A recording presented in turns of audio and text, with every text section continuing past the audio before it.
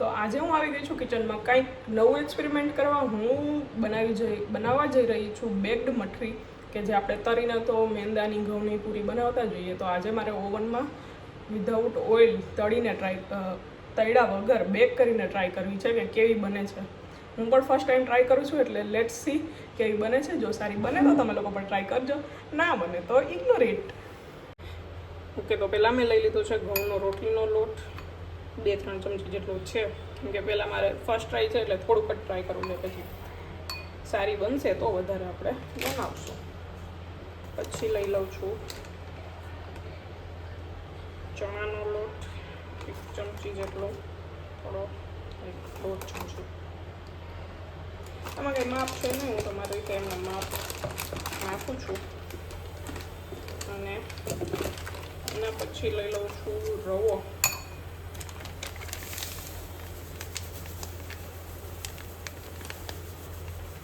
2-3 ચમચી જેટલો રવો લઈ લીધો છે.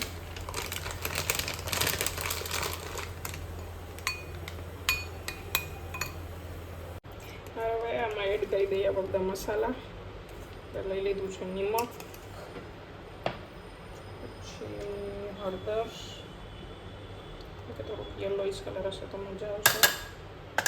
થોડું જીરું, જીરાને હથેળીમાં સ્મેશ કરીને નાખી દેવાનું છે. મને પર્સનલી જીરાનો ટેસ્ટ વધારે ભાવે. પછી લઈ લીધી છે આપણે કસૂરી મેથી, 1 મુઠ્ઠી જેટલી. હાથેથી સ્મેશ કરીને એડ કરી દઈએ. કસૂરી મેથી જેને જેટલું કડવું ભાવતું હોય એટલી નાખી શકે.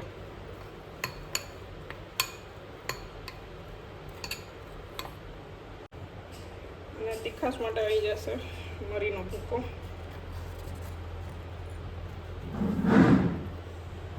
અને એમાં ચીલી ફ્લેક્સ ને એવું પણ નાખી શકો, પણ અત્યારે હું નથી નાખતી. અને આની અંદર આવશે સ્પેશિયલ ઘીનું મોણ. અને ઘીનું મોણ જાજુ રાખવાનું, નહીંતર કડક થઈ જાય એવું મેં સાંભળેલું છે. જોઈએ આપણે. મેં તો 2 ચમચી જેટલું નાખ્યું છે અને મિક્સ કરીને જોઈ જોઈએ કેટલું થાય છે. આમ થઈ જાય અમાઉન્ટ.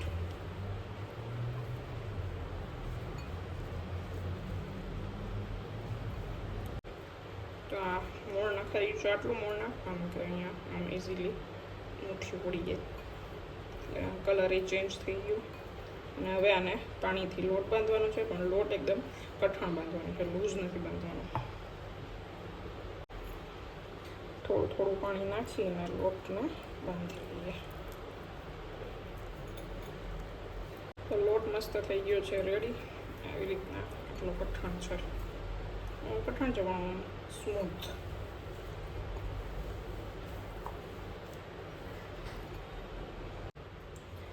લઈ લીધો છે આપણે લુવો, અને આને વણી લઈએ રોટલી, અને થોડી જાડી વણશું.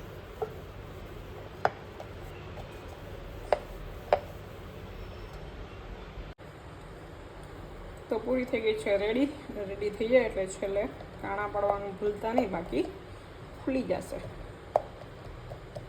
કરી દઈએ હોલ્સ બધામાં. તો લઈ લીધી છે બેક ડીશ, અને નીચે એમાં ઘી લગાવી દીધી ને ગ્રીસ કરી દીધું છે, અને ઉપર રાખી દીધી છે પૂરી. અને હવે એને આપણે કરી લઈએ ઓવનમાં બેક. મૂકી દઈએ આપણે.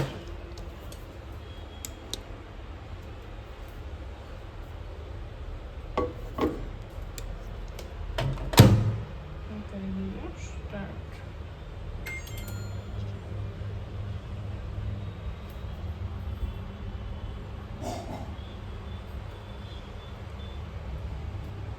Started. As you can see, મસ્ત મઠરી રેડી થઈ ગઈ છે. અને મેં 10 મિનિટ માટે મૂક્યું હતું, 10 મિનિટ થઈ ગયું. પછી એને ફ્લિપ કર્યું અને ફરીથી મૂક્યું હતું, એટલે ટોટલ 20 મિનિટ માટે. એક વખત 10 મિનિટ માટે થઈ જાય, પછી ફ્લિપ કરી અને પછી ફરી મૂક્યું છે. મસ્ત ક્રિસ્પી થઈ ગઈ છે. અને થોડુંક ઠરવા દેવાનું, બહુ ગરમ છે એટલે સરસ ક્રિસ્પીનેસ આવી જશે. તો તૈયાર છે આપણે બેક્ડ મઠરી. ટેસ્ટ કરીને પછી તમને કહો કેવી છે.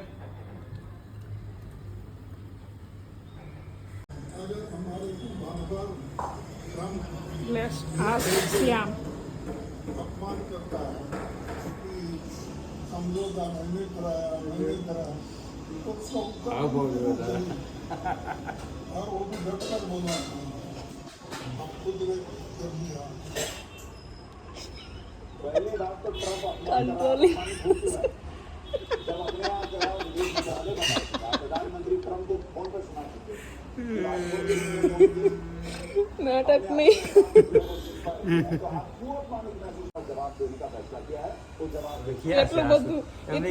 इतनी हंसी आ गई कि आंसू भी निकल गए हैं. मतलब रोना आ गया, रोना कितनी इच्छा है. रोना आ गया, रोना.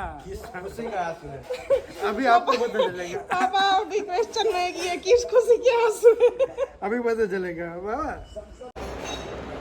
જો આ વાળી રીલ છે ને શ્યામ મારે તો બનાવી, એને ખબર નથી, અચાનક જ બનાવી અને મમ્મીને નથી ખબર, પપ્પાને નથી ખબર. પપ્પા બાજુમાં બેઠા હતા પણ પપ્પાને એ ના ખબર પડી કે શ્યામને એટલું હસવું કેમ હોય. આમાં એવું લખ્યું है મમ્મી કે અગર આપ दूसरी शादी करना चाहते हो तो स्माइल कर दो. એવું આપણે આમાં આપણા ઘરવાળા પાસે લઈ જવાનું, બરાબર છે. એના રિએક્શન લેવાના કે શું રિએક્શન આપણે સ્માઇલ કરે કે કંટ્રોલ કરે એમ. હાલો હવે આપણે મમ્મીને કહીએ, મમ્મી લઈને જાય, હું પપ્પાના રિએક્શન આવે જોઈએ. टीवी म्यूट तो कर दियो.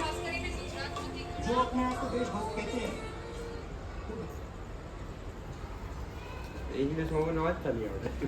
લાગતા આવડે આવડે થોડાક સી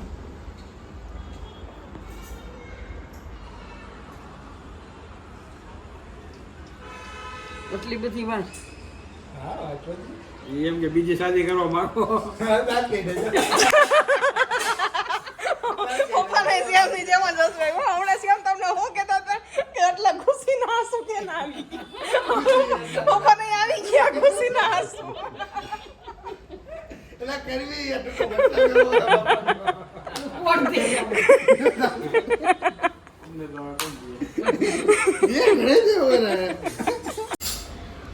તો તમને બધાને કેવો લાગ્યો પ્રેન્ક? મજા આવી? હસવું આવ્યું ને? તો ફટાફટ વિડીયોને લાઈક કરી દો, કોમેન્ટ કરી દો કે ને હસવું આવ્યું, અને તમારા બધાના હસબન્ડ્સ ઉપર આ પ્રેન્ક ફટાફટ કરો. શું રિએક્શન આવે છે બધા જુઓ, અને ચેનલને સબસ્ક્રાઈબ ના કરી હોય તો જલ્દીથી સબસ્ક્રાઈબ કરી દો. ઓકે, તો મળીએ નેક્સ્ટ વ્લોગમાં. ત્યાં સુધી બાય.